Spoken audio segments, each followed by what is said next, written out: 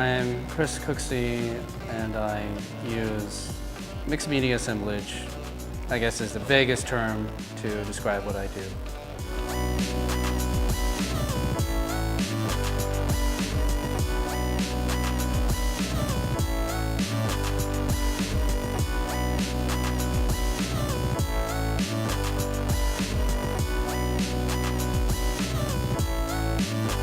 I think I probably have lived past lives in an old world somewhere, and so that part of myself had to come breaking through. And just using the available materials that are in the widely mass-produced world, and it was the best thing for me to use. And of course, everything has some sort of manipulation or bastardization that I do to these parts. So it's about giving life to dead things, and that's what art is, breathing life into matter and material. History isn't always accurate. People love to put their own twist on history and rewrite it, make fun of it. So in a way, I like to explore that idea that mankind is always, fubbing the story up. And so when I have a little fun with that, it's art, it's pretty harmless. So.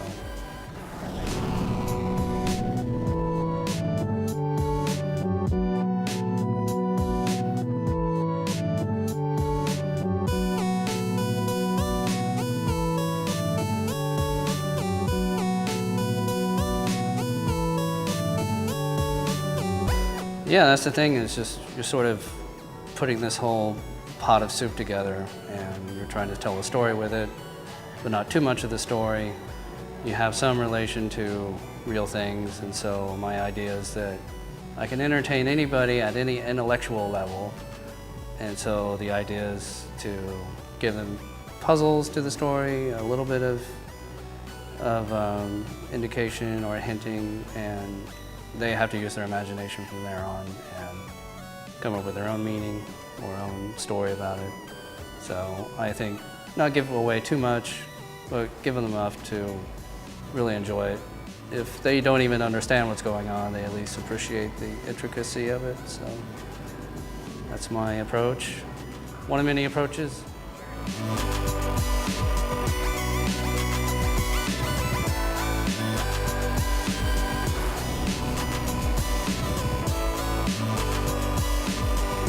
I'm always scavenging for parts and ordering and acquiring things. It's just a matter of having enough materials at the time, which speed things up, but something like this can take months, and I'll get to a certain roadblock and I think that I need more parts, and so I'll go order them. I'll go to the wild abandon of eBay and click buy it now, wait several days later to get it in the mail. Or I'll just travel out and about, go directly to some place. Or if I'm traveling, I'll stop in some place and collect more things. And it's really this kind of hunter-gatherer mentality. And I either am able to pull it off with what I have, or I have to work with very limited resources at a very short amount of time. So it's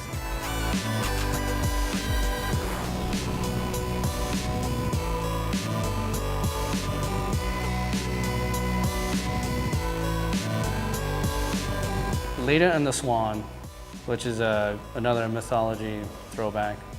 I pretty much bled through all my good parts, making the rest of the show. So I really felt like I didn't have enough time to order everything else. So it was just a matter of using what I had. And so I had to be very inventive, and I think I pulled it off. It's everything that I needed.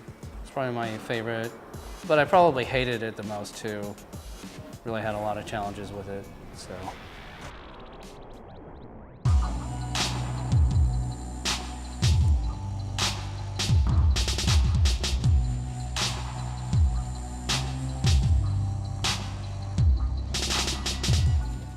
My name is Preston Daniels, and I would say the primary backbone of my work is sculpture.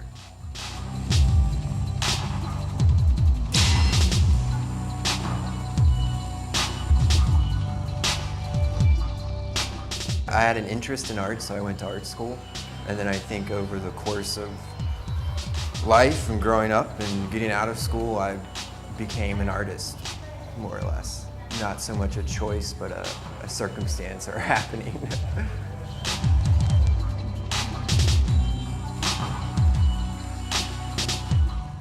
I think the primary ideas in my work deal with excavating or dredging up the kind of underbelly of the darker side of the built world and design space and contemporary architecture. The sense of decay and ruin is an important aspect of architecture, of building, of contemporary building, because we design structures to then be demolished or taken down. So that kind of manifests itself in debris pile and campfire barricade, which are more or less remnants of a structure than the structure itself.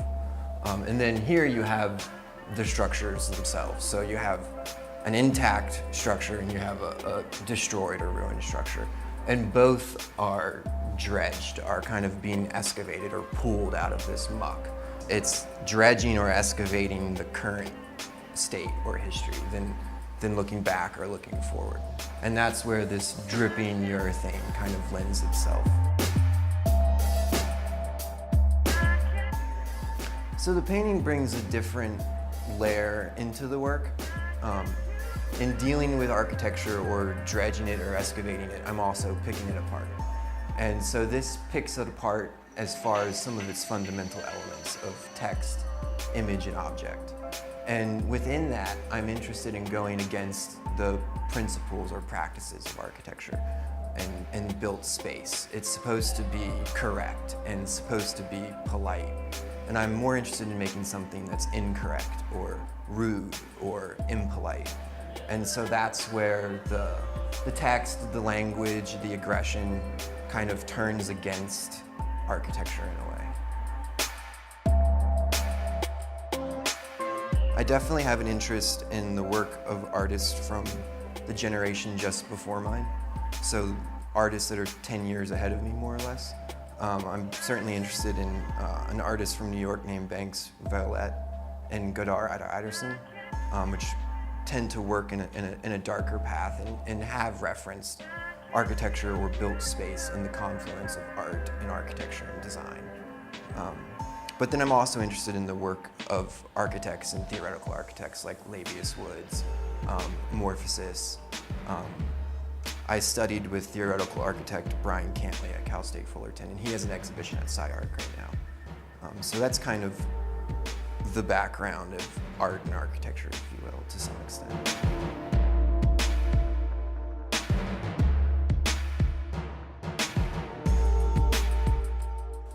I've been working with architecture as a subject ever since I started making art in art school. And in West Virginia, my work was very different. It was very formal and using the materials of architecture, wood beams, glass, stainless steel. As I came to LA and began to actually study the field a little more and began to connect with Brian, the work became darker, and I really became more interested in that underbelly of architecture and of built space.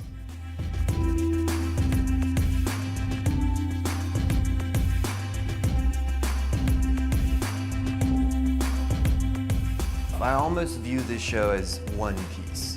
So each element brings in something different. And I kind of created this as a singular thing, in a way. I couldn't single out an individual piece and say this is really important. Originally, when I was planning this project, I was planning it for a larger space, and it was going to include a little more.